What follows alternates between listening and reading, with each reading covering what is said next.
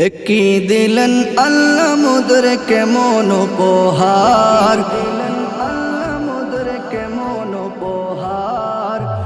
কি দিলেন আল্লাহ মোদের কেমন উপহার।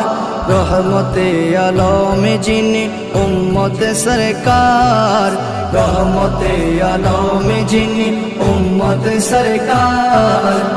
কি দিলেন আল্লাহ মোদের কেমন উপহার, কি দিলেন আল্লাহ মোদের কেমন উপহার।